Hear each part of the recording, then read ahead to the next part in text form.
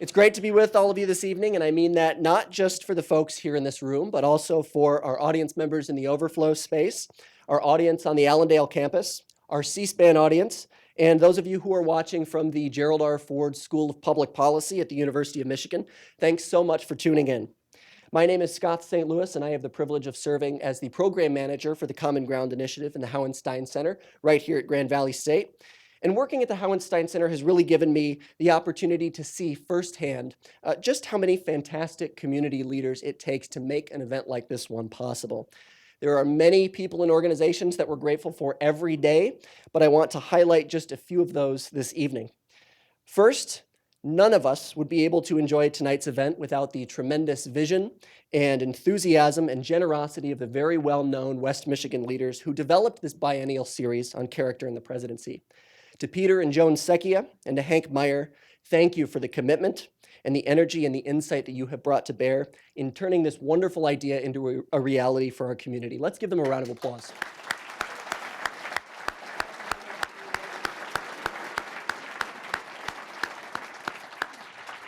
We also thank Joe and Donna Calvaruso at the Gerald R. Ford Presidential Foundation and all of our colleagues at the Ford Library and Museum for the excellent partnership that they have provided in our shared effort to bring national thought leaders to Grand Rapids for timely and important conversations like this one. We're happy to have Mayor Rosalind Bliss in the audience, and we're grateful for the example that she sets in leading our fine community.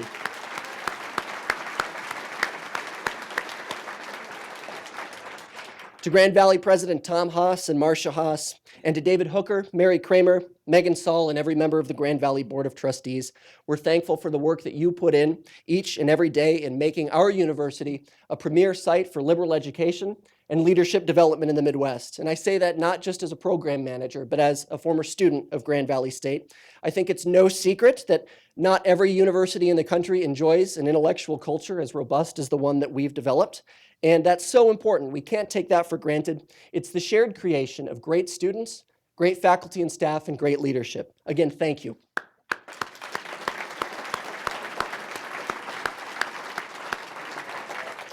And as always, we're here this evening thanks to the legacy of Ralph W. Hauenstein. Less than 2 decades ago, Ralph spearheaded the establishment of a presidential study center that would develop a national reputation of excellence, a center that would bring students in contact with great mentors and first-rate thinkers from around the country with one central purpose: building a community of ethical and effective leaders for the 21st century. It's an honor to be part of implementing that vision, and we're proud to be joined this evening by Ralph's grandson, Brian Hauenstein.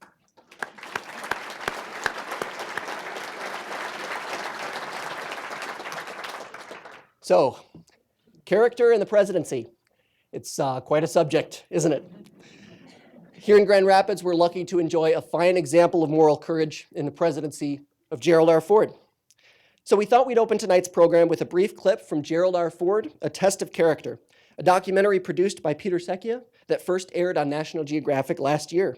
And after that, Ambassador Secchia will come up to give some opening remarks about why he felt the need to initiate this series. Thank you again for being here, and let's roll the clip.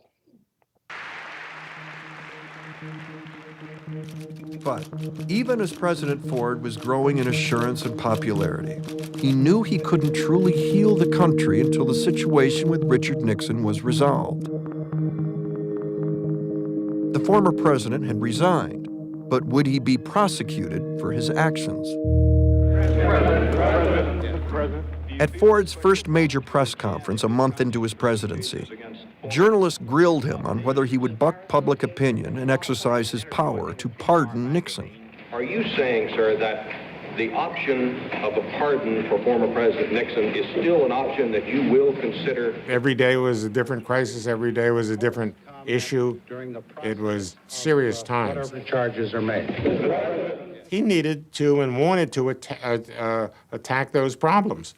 But he can't attack those problems when you have a press conference and 90% of the questions are asked about Watergate. And you're not ruling it out? I am not ruling it out. It is an option, and a proper option for any president.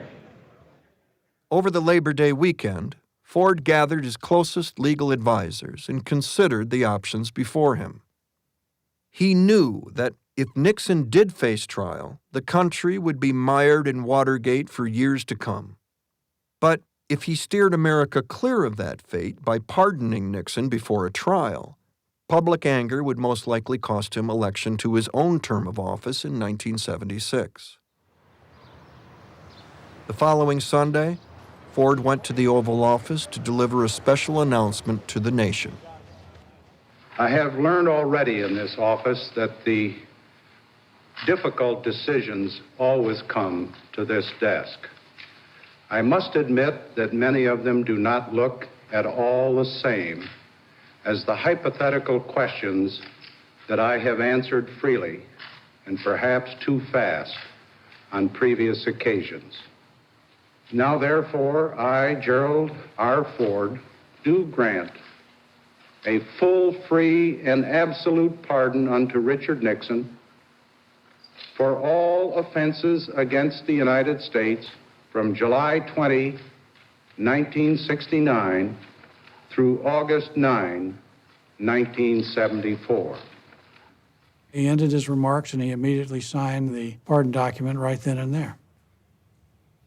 I remember catching the eye of Vice President Ford's naval aide, a wonderful guy named Howard Kerr, who was positioned somewhere between the briefing room and the cabinet room. And he caught my eye and I caught his eye and I just shook my head. And he said, "Why are you shaking your head?" I said, "Howard, he's finished. He just cost himself the 1976 election." And Al Haig, President Ford's chief of staff, says, "No, you're wrong. He just made his first presidential decision." Truth is, I think we were both right. There's been some angry reaction to the Nixon pardon. According to White House statistics, phone calls are heavy now, running about 50-50. But telegrams are 6-1 against the president's decision. 600 to 700 telegrams an hour. People were stunned as much as anything, and there was a kind of visceral reaction to what had happened. One telegram from Virginia said, "A just and courageous step. Brace yourself for the liberals and the media." But from New Mexico, another telegram said, "Roosevelt had his New Deal, Truman had his fair deal, now Ford has his crooked deal." The people on the left in the Democratic Party, said Kennedy and others, were hearing screams from their constituents and from their allies. You know, you can't let this SOB get off. Gerald Ford has been actually been hustled by Al Haig and others, and we've got to strike back. Friends describe Mr. Ford's mood as rather grave, and he seemed preoccupied as he came down the ramp, almost losing his footing at one point. The crowd outside grew to about 600 people, and as he left, Gerald Ford heard himself booed for the first time as president.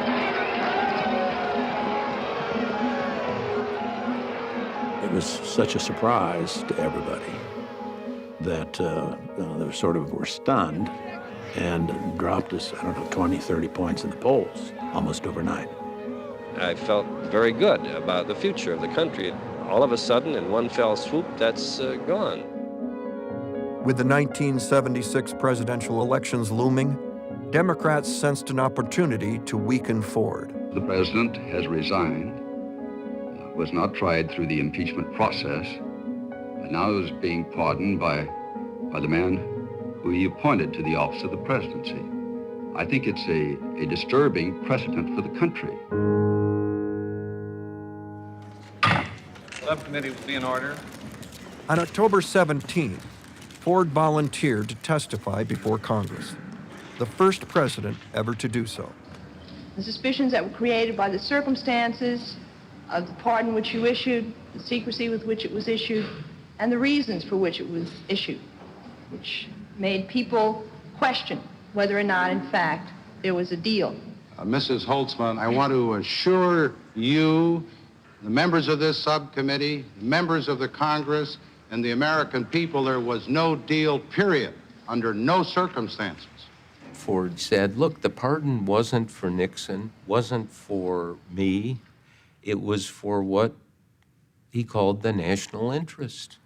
I was absolutely convinced then, as I am now, that if we had had this series, an indictment, a trial, conviction, and anything else that transpired after that, that the attention of the President, the Congress, and the American people would have been diverted from the problems that we have to solve. The pardon, I think, showed his moral courage. It showed that he was willing to do something that he knew was going to cost him. You don't often see a lot of moral courage in Washington, but that was a clear moment. This afternoon, we had the opportunity to have some short conversations with our two guests, and they referred to this character in the presidency and the ethics of the man many of you knew and many of us shared private moments with. And it was that motivated me to produce this film. After watching on public television a short synopsis of the presidents of the last 2 decades, we came to a point where they talked about Nixon and jumped right to Jimmy Carter. And I jumped up and threw something at the television set and said, damn it, we got to find a way. So at the Ford Foundation, Hank and I have been co-chairing a legacy committee now for a couple of years, but I started this film 3 or 4 years ago.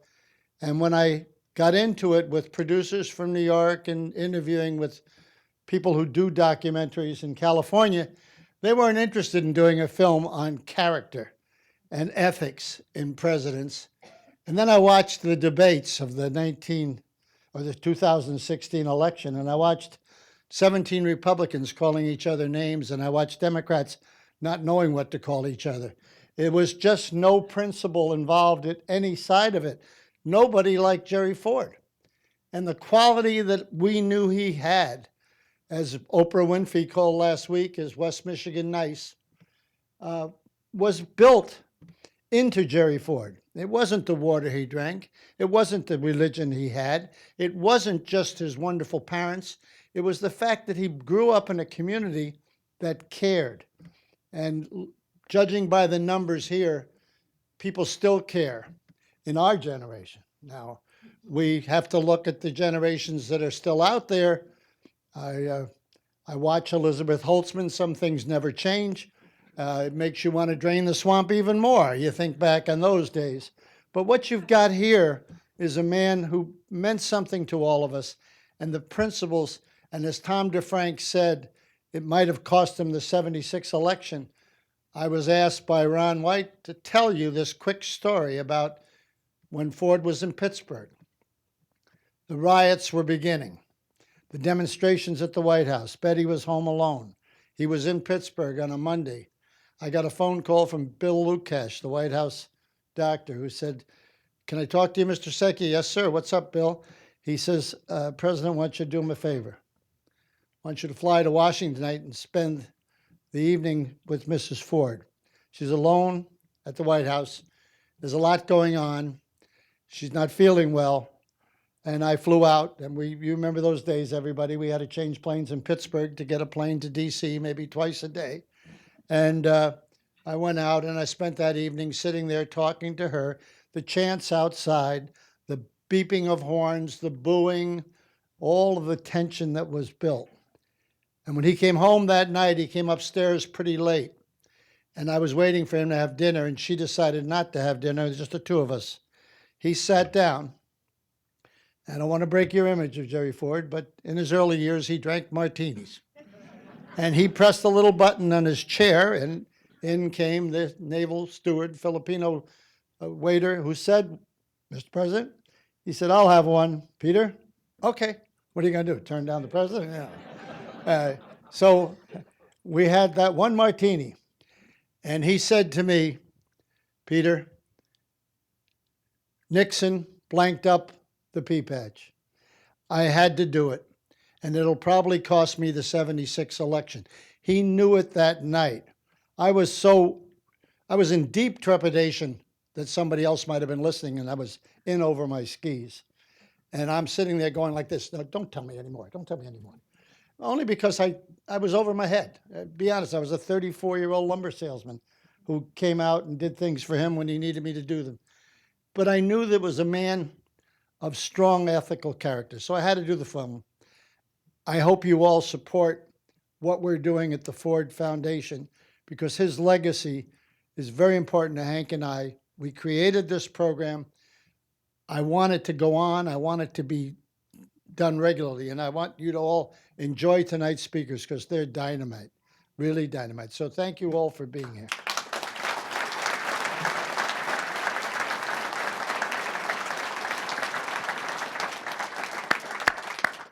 Thank you, Ambassador Secchia. And now it's my pleasure to invite our three guests to the stage. First up is Dr. Ronald C. White.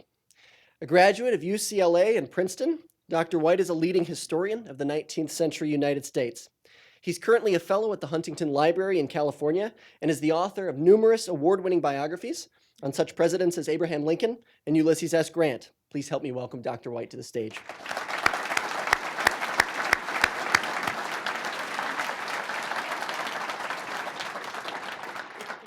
He's joined this evening by David Brooks, columnist at the New York Times and frequent contributor both to NPR and PBS NewsHour. He too has authored numerous best-selling books, including Bobo's in Paradise, The Social Animal, and The Road to Character. Please welcome David Brooks to Grand Rapids.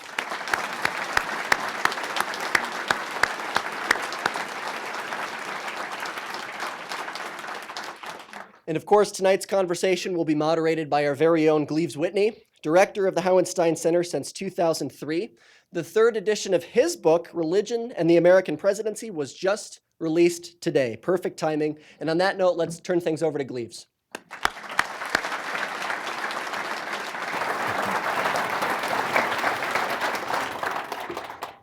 Well, thank you very much, Scott, for that great introduction. I am so pleased that we brought this conversation together. We've been talking about this for a year, and it's a topic we had no idea this time last year that had become really a pertinent topic for virtually every minute of our public discourse. Let's jump right in. I'd like to ask you all, what is character and where does it come from? Would you start? Well, I wrote a book called The Road to Character, and writing a book on character, I learned that writing a book on character doesn't give you good character.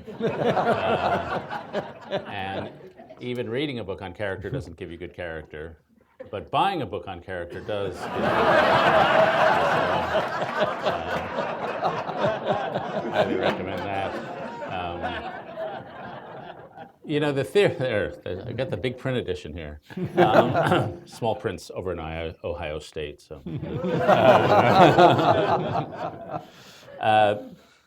you know, the basic theory of that book is the way you build character is you identify your core sin and you fight it. And we all have some weakness. And for one of my characters, Dwight Eisenhower, his weakness was his temper. And the story I told was of Ike as a little boy at age 8 or 9, wanted to go trick-or-treating, and his mom wouldn't let him. And he got so mad he punched the tree in his front yard and he rubbed all the skin off his fingers.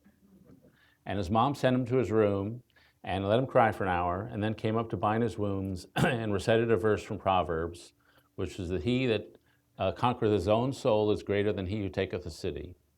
And when he wrote his memoirs 60 years later, he said that was the most important conversation of his life, because it taught him that he had a problem, which was his temper, and that if he wanted to be anything, a leader of any kind, he had to conquer it. And he really spent the next 60 years working on his own weakness. And so to me, the key to character in that, the way I wrote in the book, was the key is humility. And humility is not thinking lowly of yourself, it's radical self-awareness from a position of other-centeredness, the ability to see yourself honestly, and then to work on yourself. Now, since the book came out, the one thing about that scene didn't occur to me, but I think should have occurred to me, and that was his mom. All the characters in my book had amazing moms, and Ida Eisenhower was an amazing, amazing woman. Their dads were but the moms were amazing. And I came across a study not too long ago where all these guys were drafted in the World War II, and some rose to become colonels and majors, and some stayed privates. So they wanted to know what correlated with success in the Army in World War II. Was it IQ? No correlation. Was it physical bravery? No correlation. Was it socioeconomic status? No correlation. The number one correlation was relationship with mother. The guys who had received a flood of love from their mom knew how to give it to their men. And I think one of the things that forged Ike's character, along with all the other characters in that book, was that they had amazing moms who poured love into them. And I've come to think that this idea that character is built by fighting against yourself, this like hydraulic notion, there are all these temptations, you got to beat it, that's part of character. But to me, the most important character, and this is St. Augustine speaking, is loving the right things. and knowing how to love really well. We all have a lot of things that we love, and some are low, like loving money, some are high, like loving truth, and loving the right things, and then putting your higher love above your lower loves. So I think character building is a lot more fun than I used to. Yes. Ron? I've had the privilege of speaking here in the past, both on my biography of Lincoln and Grant. And I've discovered in writing those biographies that I wanted to write from what I call the inside out. It isn't simply what Lincoln did, he signed the Emancipation Proclamation, or what Grant did, he led the Union armies to victory, it's who they were. And this is central. And I was struck in watching the Ford film over the weekend in California of the same kind of qualities. It's interesting how the commentator uses the term moral courage. Well, that's Grant's term. He's the one who invented that term. And echoing what David has just said, not only would it be mothers, but it would be wives. So that for me, the forgotten person in the Grant story is Julia, this remarkable person. They had this incredible marriage. People would come upon them in the White House years after their marriage, holding hands like bashful lovers. So at the base of character really then is the question, who is the mentor? I'm impressed with the program here of the Hauenstein Center that I've learned this evening. You have 70 persons who are mentors. And the mentors are not simply academics, but they are people within the community. And so I wanted to find out who are the mentors of Grant, of Lincoln and Grant. Sometimes biographies, they're very popular today in bookstores, but we skip over what I call the formative periods of life. Grant said himself, the reason I do not read biographies is that they do not tell enough about the formative period of life. What I want to know is what a boy did as a man, what a girl did, what a woman did as a girl. So who are those formative figures? Each one of these figures seems to have a conflicted relationship with father, but you may remember that Lincoln's stepmother came into his life, and she brought this kind of love and nurture. Grant's mother was a very quiet person. His father was very outspoken. She was the one who shaped him. So yes, I think that the formative instances or influences in our life are our parents, sometimes our spouses, but certainly our mentors. Who are those people? If you look back on your own life, 16, 18, 20, 22, 24 years of age, were there not people who mentored you to become the person you are today as an adult? Can I just amplify on that? You know, I read a study of so many great men and women had their dads die when they were 12. And my kids are over 12. I told them I failed you. I'm sorry. But one of the guys I've been reading about recently is a great scientist named E.O. Wilson. Yeah. And when E.O. Wilson, Ed Wilson, was 7, his folks were splitting up, and they sent him to this beach, Paradise Beach in northern Florida. And he had never been to the beach. He's from Mississippi, central Mississippi. And he saw a jellyfish. He'd never seen it before. He was stunned. And then he was floating or having his feet dangling in the water off a dock. He saw a stingray go beneath. And he said at that moment a naturalist was born. He was seized by the beauty of nature. And I call it the Annunciation moment, the moment when we all are called to something. We find out what we're going to do with our life, often very young. But then he had 2 other things happen to him. The first was he was enraptured by the ocean all of a sudden.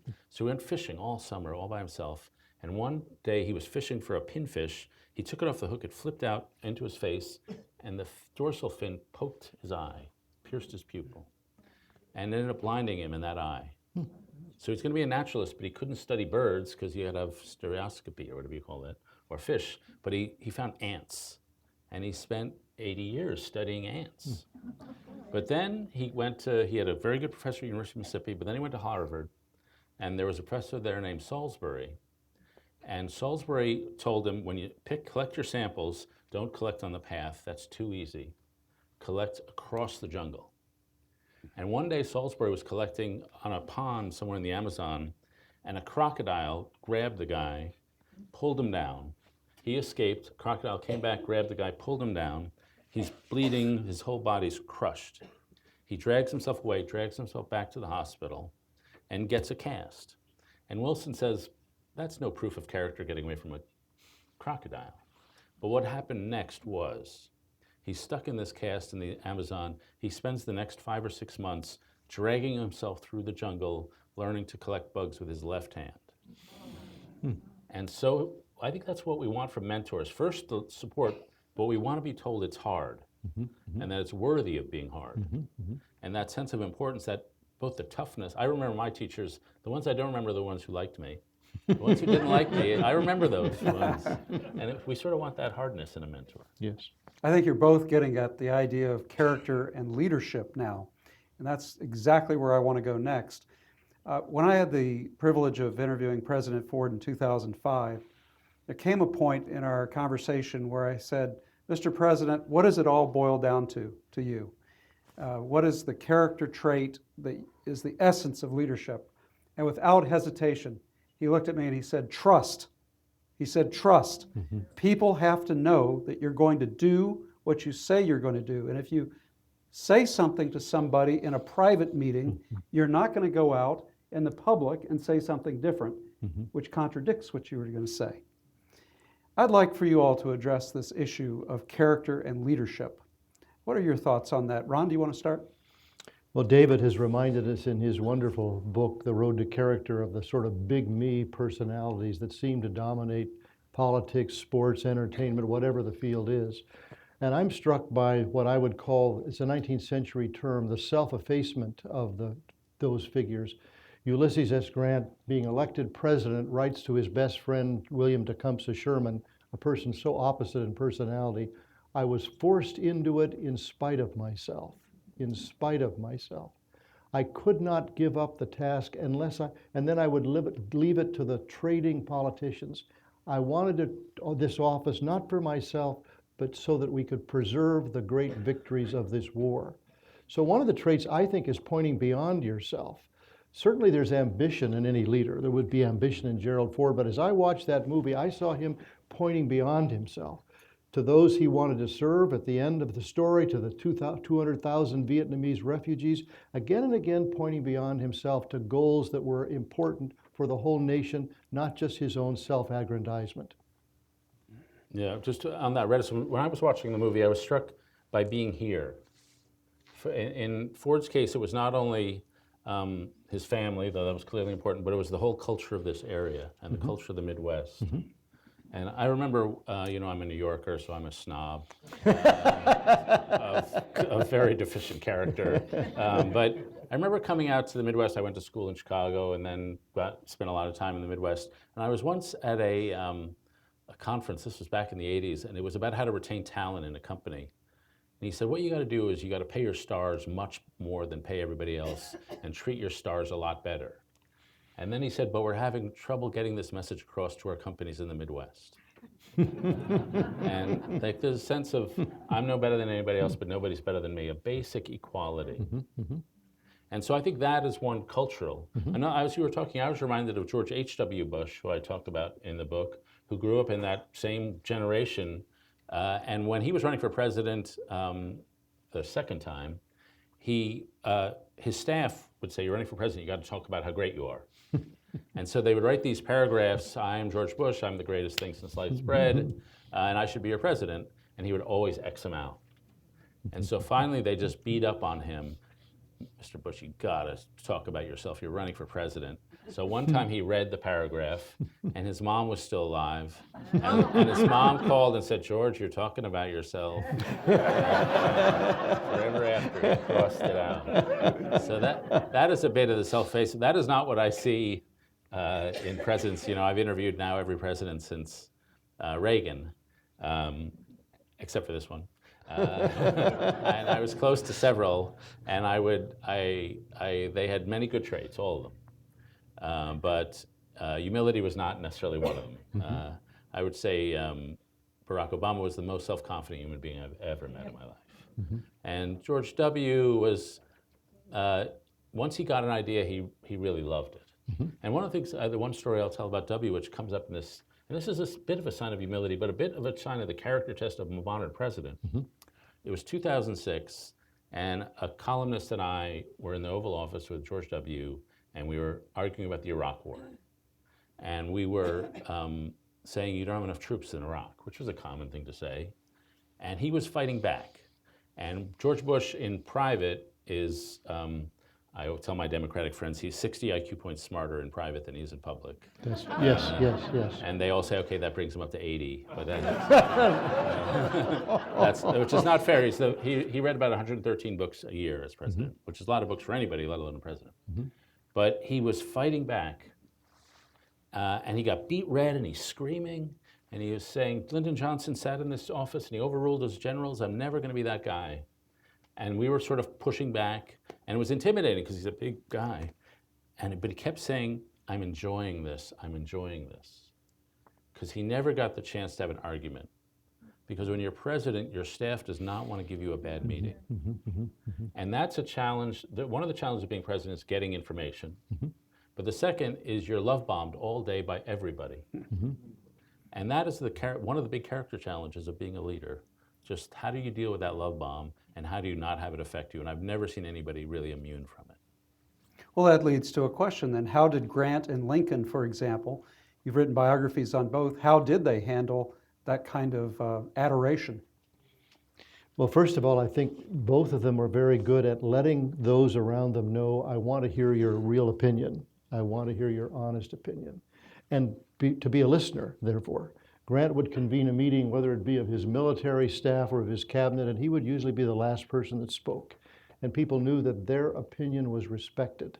And the same with Lincoln. He respected people's opinions. We know the famous team of rivals where he put people in his cabinet of very different persuasion than himself. So a leader has to be willing to say, I don't know as much as you do, and I'm willing to appoint people smarter than I am, and then to listen to them. I think that's a huge quality that defines both of them, and that's what made them very successful as leaders. David? Ron, I've talked about this story before. It's one of my favorite Lincoln stories, and you as the historian, please correct me if I get it wrong. But Lincoln wanted generals who would fight.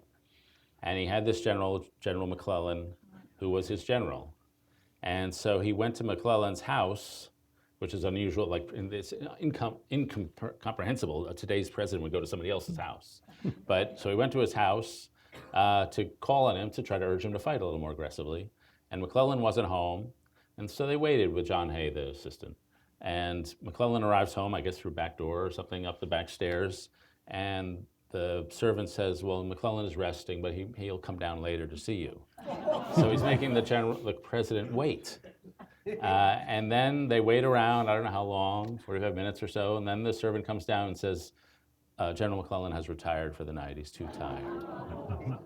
And I think Hay was like, this guy is such an insult. And you can quote the exact line Lincoln said, but it was something like, I'll wait for anybody who will fight, or something like that. Well, he says, the story is true, and he says, I will hold General McClellan's horse if he will lead us to victory. So he was not put off. He was not put away by the total disrespect of McClellan. Yeah. He was serving a larger cause. Yeah, and I think, some would say you got to stand up for your assertive rights, but that and the second inaugural, I have this theory about life, as I tend to do, which is that we all have two mountains in our lives. And when we're young, we think we're going to climb a certain mountain, and that mountain is building a career, building a family, it's building our ego, building our identity. And then you either achieve all your goals, or you have a failure, or something bad happens in your life, like the death of a child or something, but you get knocked off that mountain.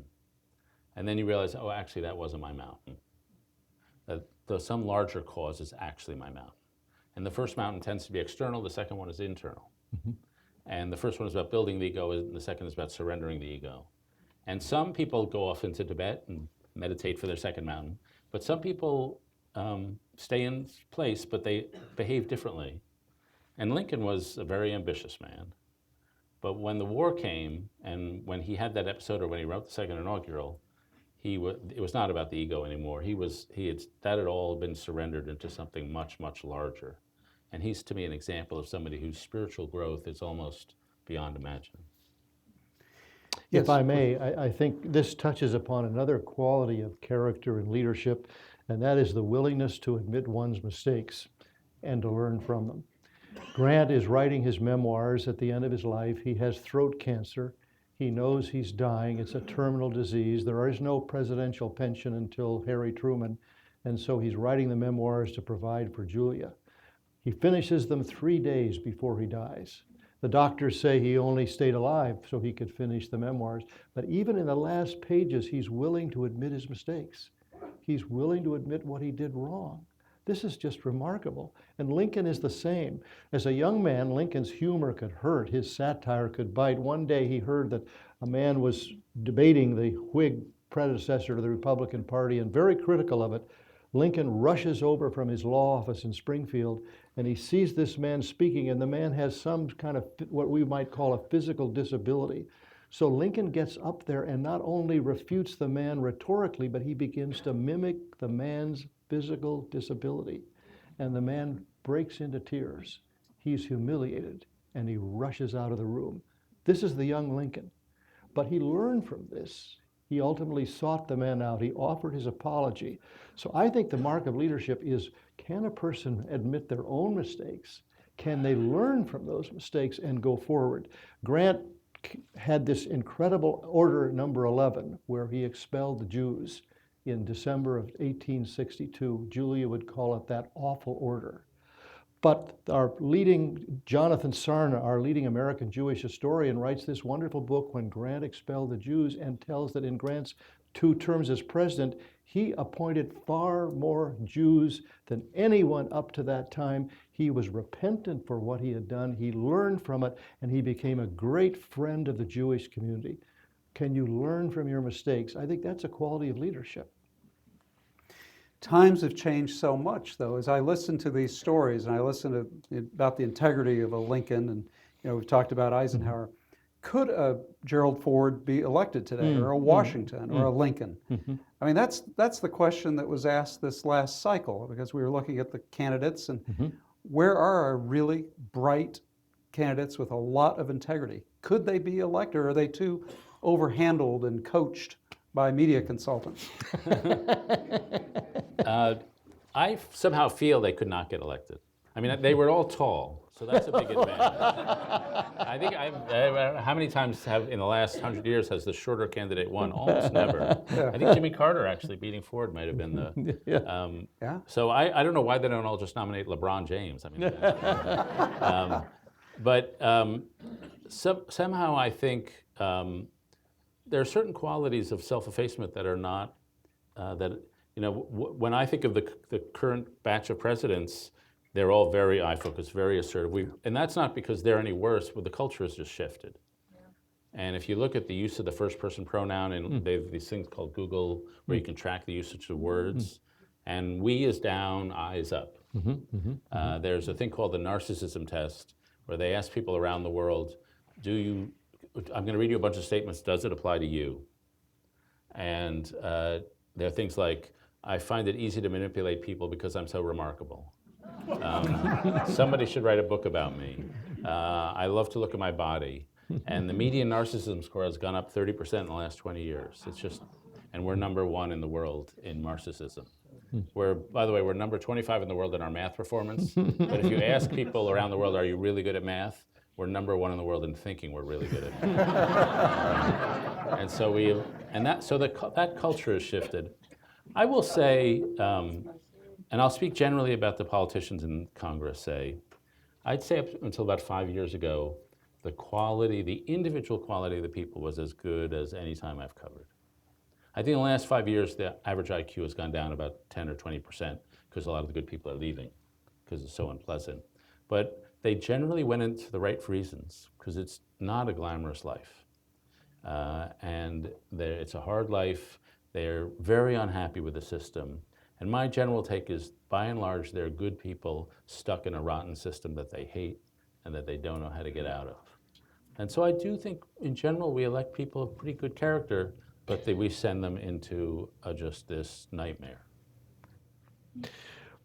One reason I write biographies is I hope and trust that by holding up people of the past, we may see a vision or a model.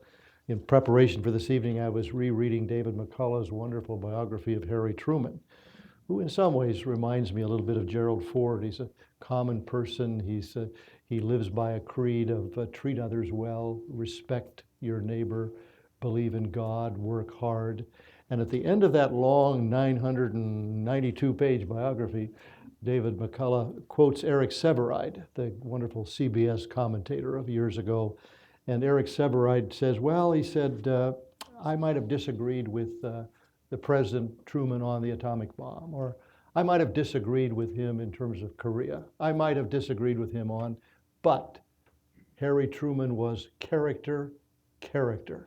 And I think we might want to be at that place where we could disagree with someone's particular policies, their particular decisions or opinions, but if we could see and value their character, that's what it's all about. I think you win the right to be heard. It's not that you have a title, you're the CEO, you're the president, you're the pastor, whatever it is. Ultimately, you win the right to be heard by, I think, your character. Yeah. I would say one thing, I'm reminded of another story.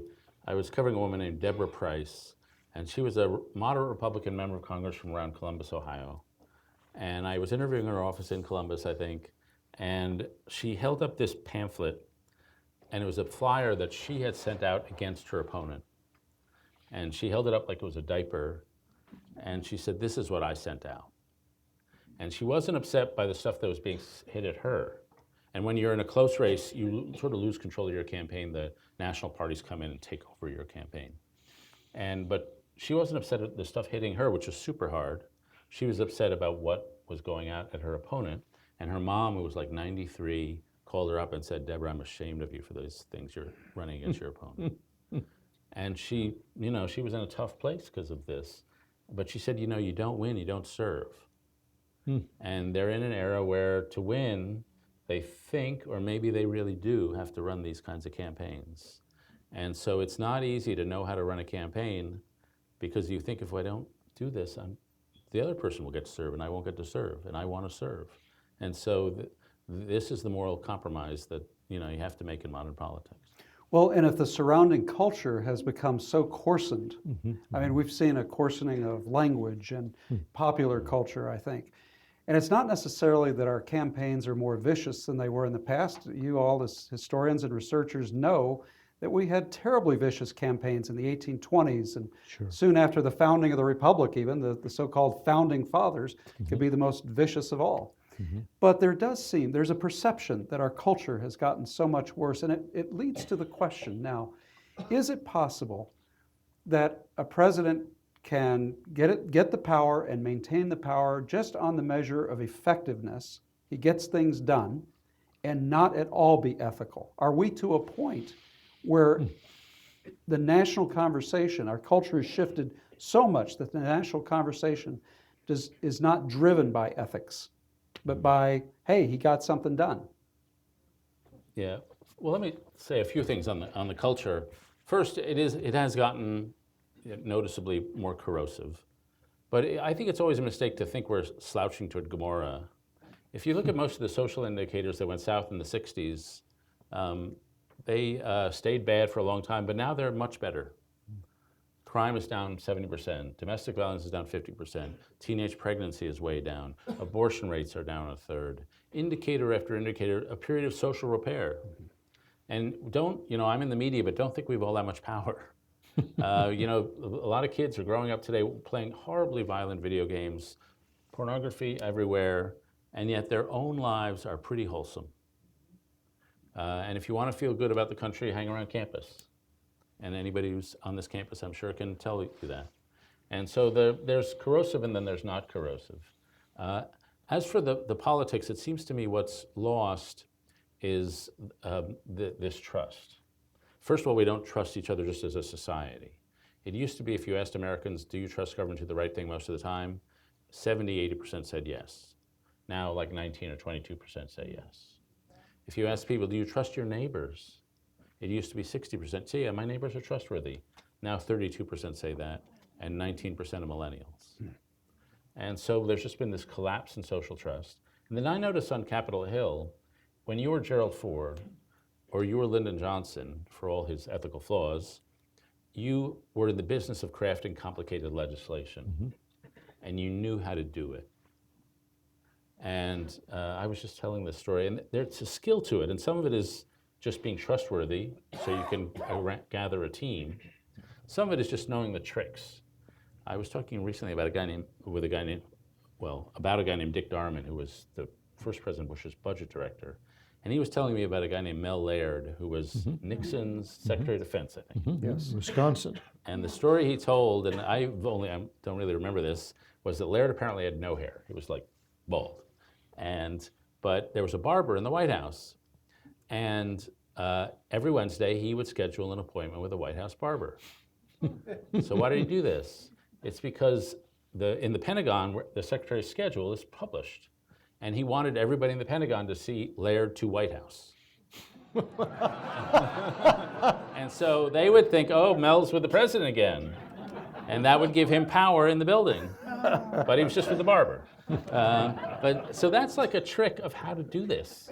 And since nobody in Congress right now has passed this bipartisan, sophisticated piece of legislation, maybe in 20 years, just the raw skill set is in decline. I think one of the big shifts is our attitude towards government. It reflected in our candidates. One now runs as a candidate with no experience and trumps that, talks about that. Lincoln was a person with experience. I think our best persons are politicians with experience. Lawyers have experience, doctors have experience.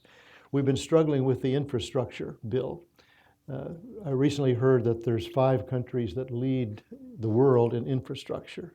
They are Denmark, Sweden, Norway, Switzerland, and Great Britain. And the question was asked, what is the difference of those 5 countries? They each trust their government. They believe that government is good and that they would rather trust government than the private industry. And that's how the infrastructure gets going. But we've gotten into such a place of distrusting government.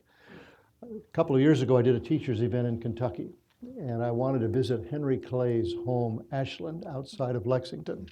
And when I got there, the big sign about Henry Clay was his main nickname was the Great Compromiser. The Great Compromiser. It was a positive term, the Great Compromiser. Maybe one of the best people ever not elected president. He ran 3 times. So our distrust of government, I think, is affecting us all across the board, whether it be Republican or Democratic. Yeah. Very interesting. I want to pose one more question Yes. to you all before we open it up to questions from the audience and also our audience in Ann Arbor. What I'd like to ask, we're on a campus, a college campus. At the Hauenstein Center, because of the example of Ralph Hauenstein, we do take character seriously. We're about ethical and effective leadership, but the ethical is put there in the first place for a reason. What should colleges be doing at this point to rebuild a culture of character, you think? What books should professors assign? What community reading projects should be undertaken? What kinds of things would you suggest? Well, I think universities have become so specialized and we've lost the kind of loco in parentis that we've shied away, we've walked away from the whole idea of character formation. Let's all assign David's book, this is the best you can get. But I think the reason to read biography again is because you watch the shaping of character, the formation of character. That's very different than just doing a survey class in American history or European history. We need to watch the way the formation of character in individuals and lift that up as models for young men and women. And that book was based on the distinction between the resume virtues and the eulogy virtues. Yes. The resume virtues are the things that make you good at your job, and the eulogy virtues are the things that you say about you after you're dead, whether you're honorable, courageous, capable of great love. And that my belief is that most universities are really good at teaching the resume virtues, but don't know what to say about the eulogy virtues. And so the students are hungry for it, but they don't have the vocabulary, moral vocabulary. There's certain words that are not part of their vocabulary: sin, grace, mercy, charity. And so without those words, it's hard to understand spiritual development.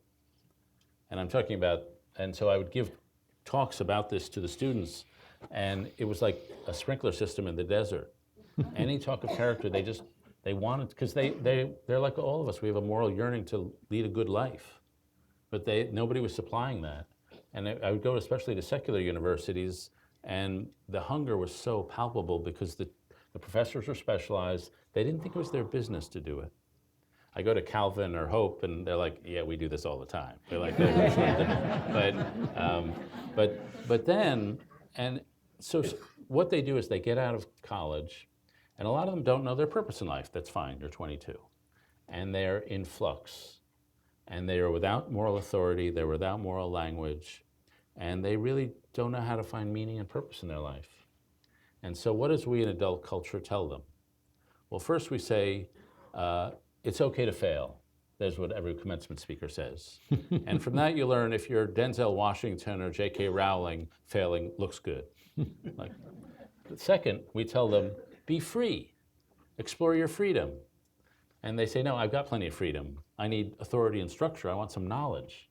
And then we say, well, look inside yourself. You do you. They're like, yeah, I'm looking inside myself. I don't, there's nothing here. There are no answers here. And they say, but your future is limitless. And so basically we give them a series of empty boxes. And partly because we've grown up in a culture, maybe stretching back for hundreds of years, where the emphasis is all about liberation and emancipation.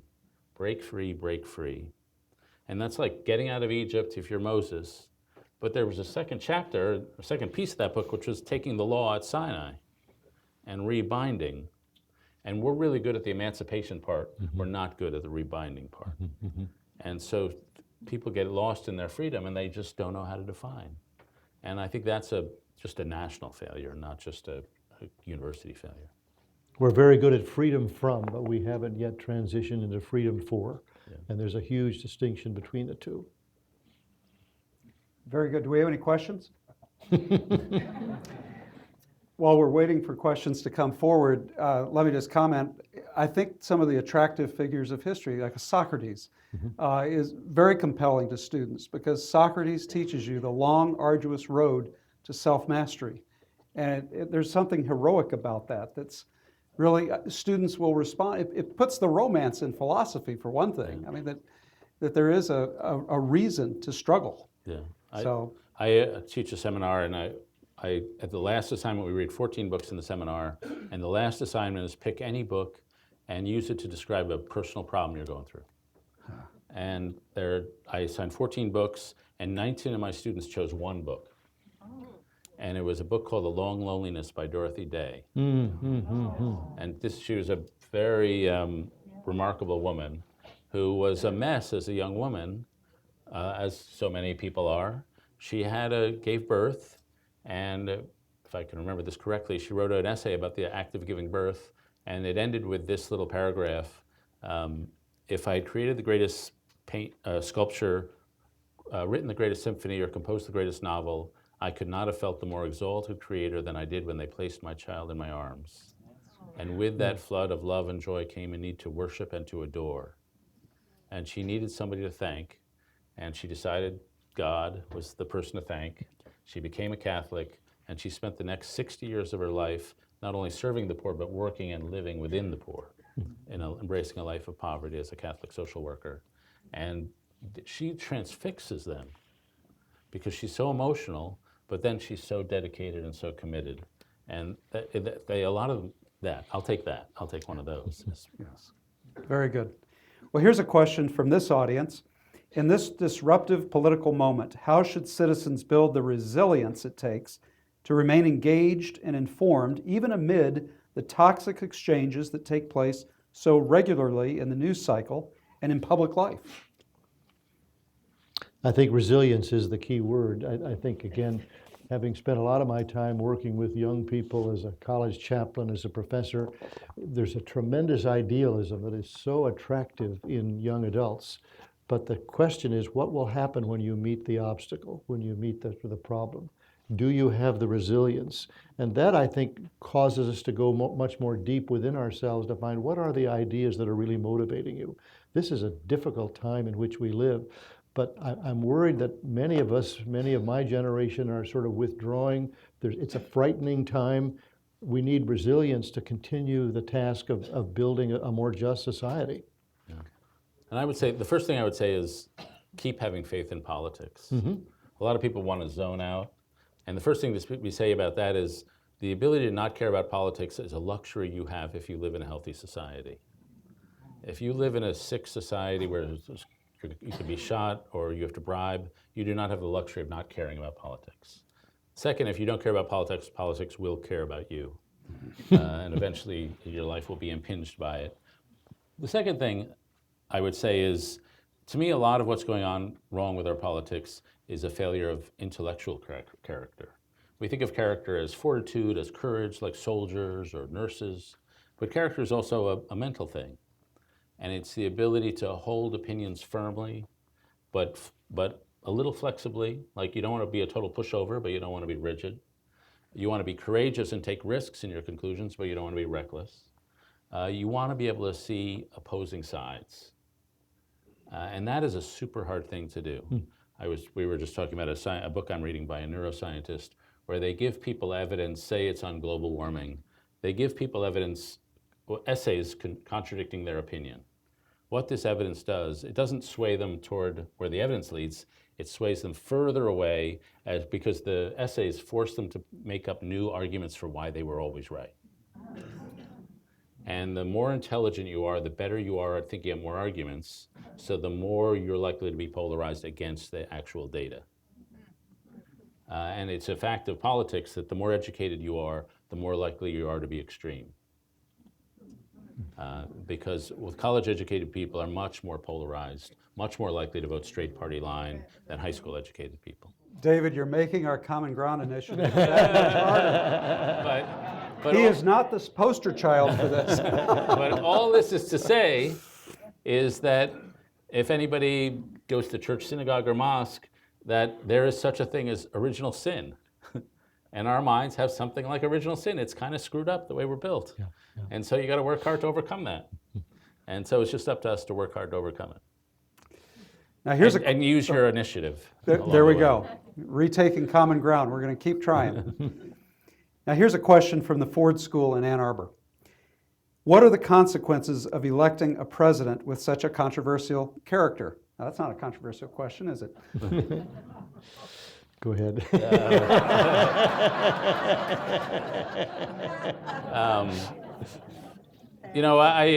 There's always a good, a lot of moral decisions are competitions between virtues. The virtue of politeness and the virtue of honesty, for example. And so personally, I'm not a fan of the president. And I think one of the things that's happening, and we could take him out of it, I think one of the things that indisputably is happening is that every wound in the body politic is further apart, being ripped further apart than it was a year ago. And it's going to take a long time and a lot of work on a community and family and personal levels to rebuild the social fabric. And to me, if you ask me one thing to define why Trump was elected, what people were upset about, and the whole master thing that's driving all this, the phrase I go to is a crisis of social solidarity. There's a rise of loneliness, a rise of atomization, a rise of distrust. That World War II generation, they had this concept because they had the Depression, the wars, we're in this together. The sins in the last 40 years, our phrase might well have been, I'm free to be myself. And there was some virtue to that. We're a lot more creative than we were. The food in the 50s was so boring. But we've taken that a little far. And the connections between people, the social capital, is in steep decline. Well, there were many people opposed to George W. Bush, many people opposed to Barack Obama. But if there's a positive side to this, I think there's a kind of an engagement of people in the political process precisely because of the difficulty of the moment. So people that were kind of content to coast along, well, I don't like them, but it's okay, I'm not really very involved. People are stepping forward to becoming more involved. Young people are stepping forward to becoming more involved. So there is a positive side to this, of asking questions that perhaps haven't been asked in a long time. They're difficult questions, but people are asking these questions, and there's a level of engagement that I think is increasing. Okay, very good. Here's another question. It's difficult to trust the media nowadays. How would you change the character of the media? I would fire the columnists. I'll say a couple things about the media, of which I am a lifelong member. You know, I do think, I'll say of my colleagues, not only at the Times, but elsewhere, most of the people I work with, and I'm a conservative columnist at the Times. My joke at being a conservative columnist at the New York Times is like being the chief rabbi at Mecca.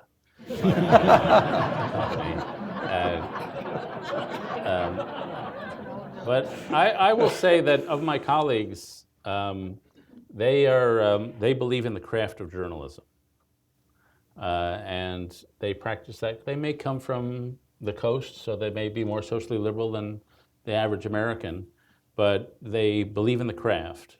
And if you think Hillary Clinton campaign loved us, I guarantee you that is not the case. And so there is and I happen to think that in the Trump era that there have just been a series, the Trump White House leaks like no other White House ever. And as a result, there have been a lot of scoops and stories, most of which have been pretty accurately checked out. And so I happen to think the Post, the Washington Post, the New York Times, a bunch of the papers have had a good moment. Whether I would always believe in InfoWars or Alex Jones, if that's the media, then no, I have a darker opinion. But the established media, I think, has had a reasonably good period, frankly, over the last year, especially at my employer who pays my salary. I think the media is much better than often is given credit for. My concern is quite different. A professor at Stanford went and interviewed students in middle school and junior high school in Northern California, and he asked the question, where do you get your news? They didn't read newspapers. They didn't watch television. All of their news was coming through Facebook. And so when they are asked, well, what about the credibility of this story? They weren't able to ask that question. So now there's a few teachers, one in Alexandria, Virginia, teaching American history on fake news, on how a person would actually ascertain, is this a reliable source? People are not asking that question. So I'm much more worried about a younger generation that isn't even reading the media or watching television. I think that's a great concern. Okay. Now this is a really interesting question. The questioner asks, if you did have, and I think it's for both of you, if you did have the opportunity to interview President Trump, what would you ask, and how would the interview go? What would you push on? I told you people in West Michigan are civically engaged. Yeah. Well, oh boy, that's a tough one. I guess the question's been asked before, and that is, have you made any bad decisions? Are you willing to admit any mistakes that you've made? I mean, this is what I found most perplexing, the unwillingness to sort of admit that something has gone wrong. If you looked at the vocabulary of great, great, great, great, great, great, great, it just keeps going on, and there doesn't seem to be very much nuance here in terms of the complexity of the life that we're facing. The prospect, it's traditional for presidents to have columnists in for lunch once a month. So it was normal to go in there and get to talk to the previous presidents. Somehow that invitation has been lost in my email. But I would say my general rule at those meetings for all presidents is don't ask about a past decision, because they're usually so defensive about past decisions, they'll waste 20 or 30 minutes of your time justifying something they already did. So always ask, what are you thinking about the decision right in front of you? Mm-hmm. And so I would try to get a sense that there must be more. Presidents are also very different public to private. Their private lives, they're much more normal. They're much more willing to admit the mistakes. They're much more willing to say, boy, we screwed that one up. They're much more, a lot of what they do is character appraisal. Praising other world leaders, other people in the government. A lot of it is just personnel. And so I'd want to just ask him sort of some character appraisals, and then just what is the thinking behind this or that decision. There must be multiple levels of subtlety that he doesn't put on in the showbiz version of himself. And I'd just be curious to know, how is there something beneath the showbiz? Well, here's a question about, I think from a realistic point of view, all organizations go through periods of dysfunction. How do you envision our way out of the current chaos in Washington, in the presidency, and in our country?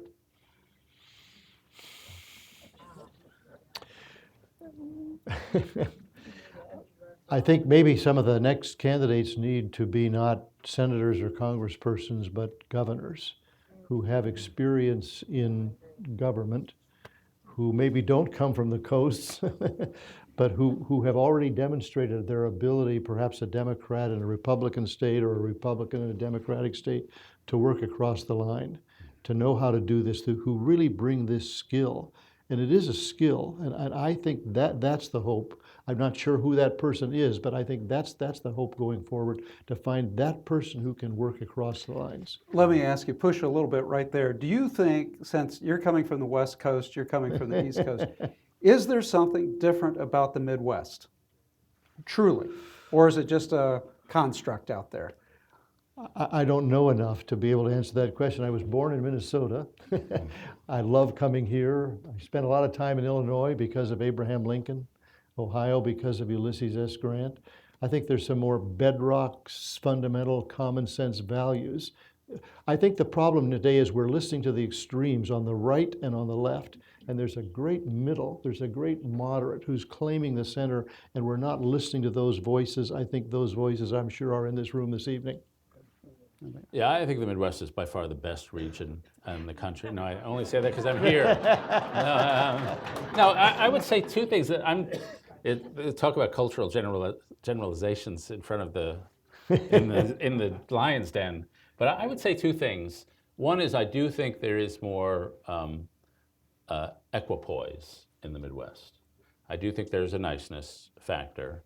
I got to know Walter Mondale. Just two quick Minnesota stories. And I was speaking out in Minneapolis, and he asked me if I wanted to have breakfast. And I said, sure, I'd love to. He was a hero of mine. I grew up with a Walter Mondale poster on my wall. And I think it said, some talk, others lead. And so even as a young boy, I knew I was the kind who only talked. And so we had breakfast, and it was charming, and we had mutual friends, and we talked some old stories, and I asked him, things I'm always curious about, like, when you're going to a convention, what's it like to be the person the convention's for? Because, like, they're big operations. And he said, you're not really even part of it. You come in the last moment, you give your speech, you have one celebration, you're gone. And so I've never seen, the convention I saw least was the one where I was the nominee. But it's sort of interesting. And so, but he kept saying during the breakfast, oh, well, you probably have got to go do some work. And I was saying, no, like, I'm happy talking to you. And he said it like 3 or 4 times. And finally I said, oh, he has to go. He's just giving me a polite way. So I went up to my hotel room, and I came back down 20 minutes later, and he was still sitting there alone in the breakfast room. But his modesty was such that he wanted to give me an out because he figured I had something important to do. And that, I do think that I find that with a lot of the senators. There's another senator current Senator Amy Klobuchar, a very normal, charming, nice human being. The story I tell about her, I was flying back from Minneapolis to DC, and we happened to be sitting in first class in the airplane.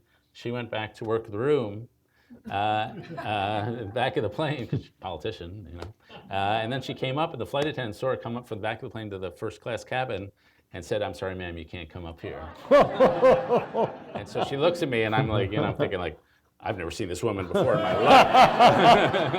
life. But you can do that because normal. So I do think there is a much greater equanimity, which you see when you're covering the Iowa primaries.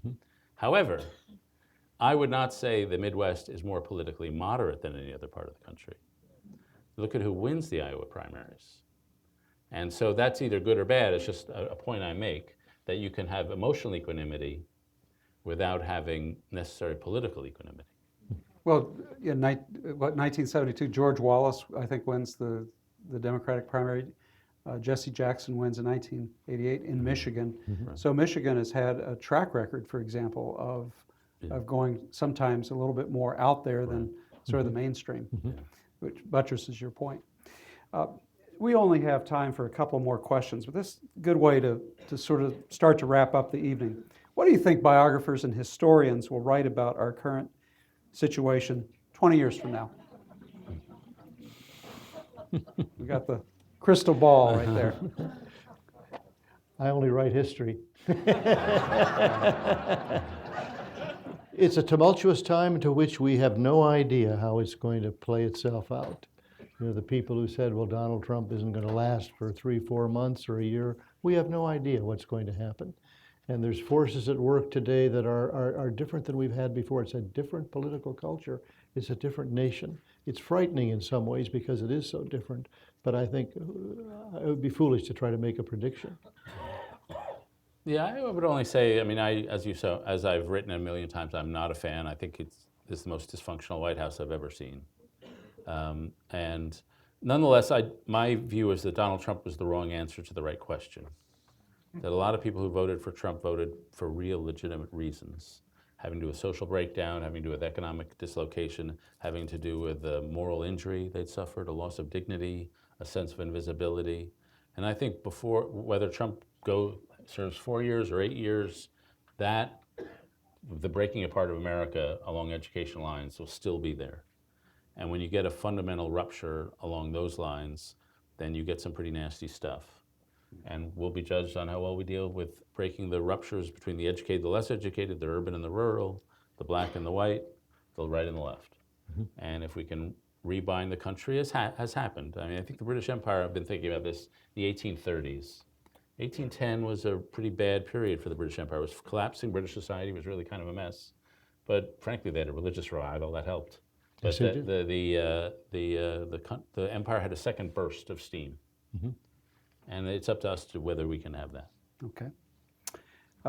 Here's a question from Ann Arbor to stretch us a little bit. Can a moral foundation for leadership be found outside of religion and a strong family structure? And if so, where would that moral foundation come from?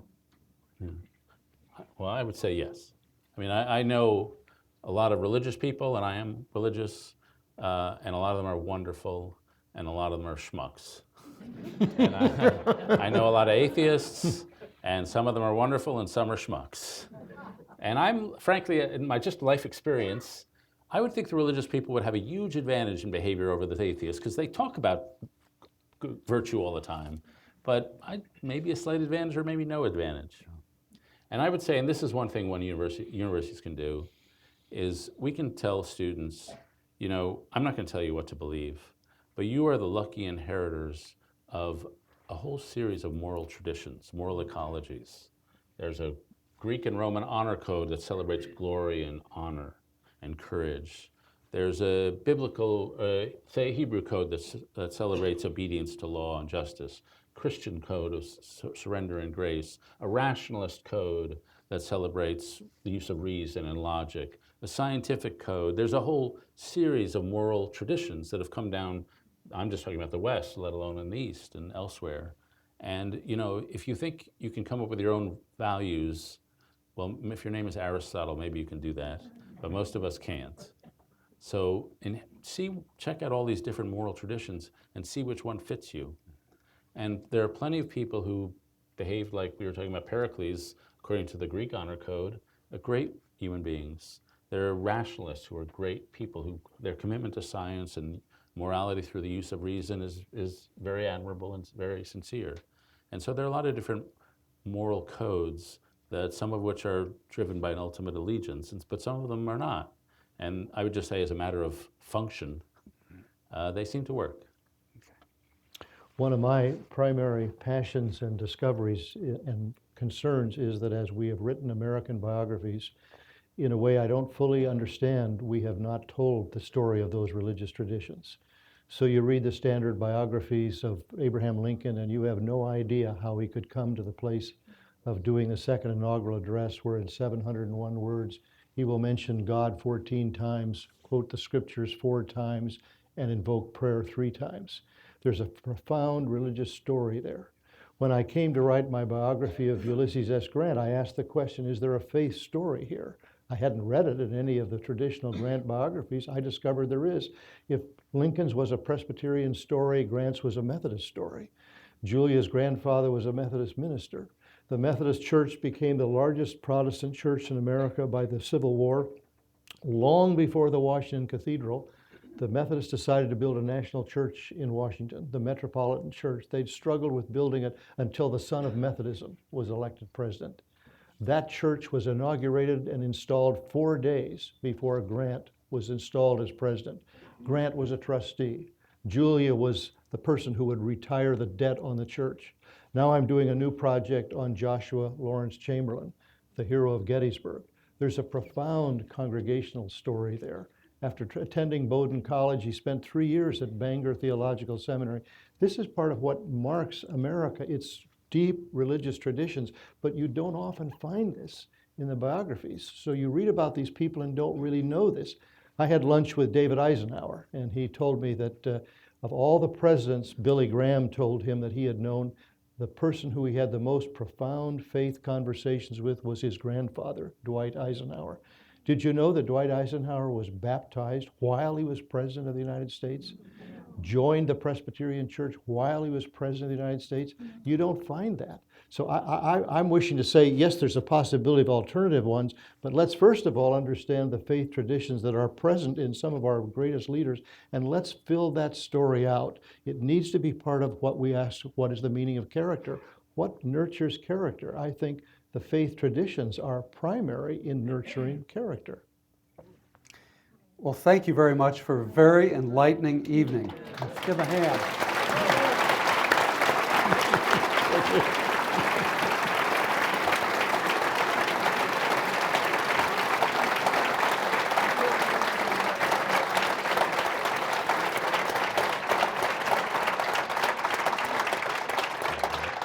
I just want to close by saying thank you for all of you who support the efforts of whether it's the Ford Foundation, the Ford Library and Museum, the Hauenstein Center, Grand Valley State University, for bringing programs like this to our civic spaces in West Michigan. It inspires students more than you know, and that's what we're in the business of doing. So thank you so much for your support. Thank you for being here to lead a great conversation. Good evening.